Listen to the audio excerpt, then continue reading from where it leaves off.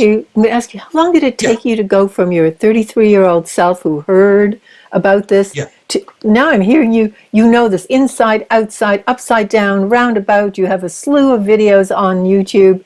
So you really know it. How many years did it take you to? As of right now, 33 to 53, because I'm 53. That's 20 years. Whoa. So I've been really looking to this for the last 2 decades, and we've actually brought it to the next level here at UnitedWeStandPeople.com.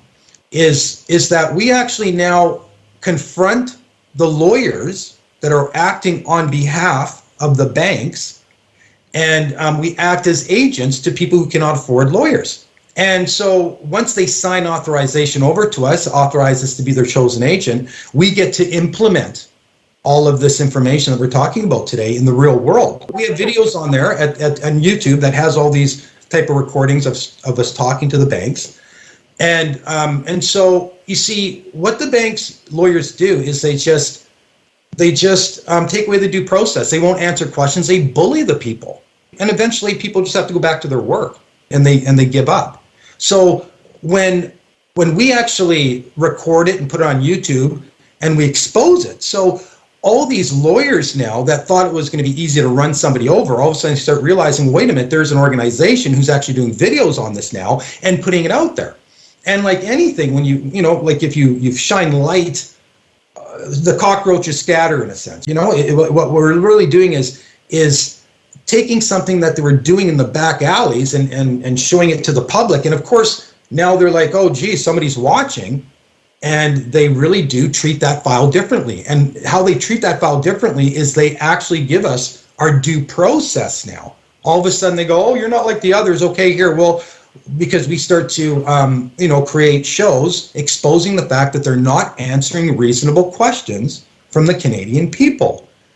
And that is due process. When you ask a reasonable question, such as, why can't the bank prove they own my debt? That's a reasonable question. Mm-hmm. If you're asking if the banks own your debt, that is fair because debts are bought and sold. That's a fact. So that's a reasonable question. And many Canadians need to go and ask the bank a reasonable question. Are you still, in fact, the rightful owner of my debt? Now, keep in mind, sometimes it's not worth doing that, but if you have debt problems, this information empowers you because your creditor may not be your creditor any longer. They could have sold the debt. And if they sold the debt, they're no longer an affected party because they sold their interest in the debt. So they can't sue you, but you're the one who has to bring this stuff up. And this all comes from a commerce point of view. We are in a commerce land. That's what they've placed us in, right? It's the land of commerce. And what does that mean? It means that we all have a bond, we all have a share of Canada, and we just are not aware of it at this moment until now. And it depends what you'd like to do with it. But a lot of people just need some direction. And it comes down to go and look at all of your mail, and all of your mail that comes to all capital letters of your name, put that aside and start realizing maybe I should start acting as a chief executive officer here, take that role and look into what's happening with my company, that all capital letters.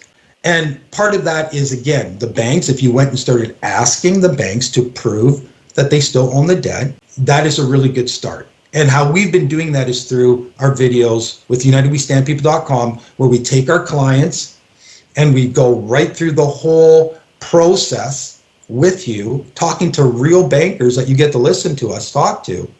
And it really brings it to the next, to apply it, to have a practical application for it.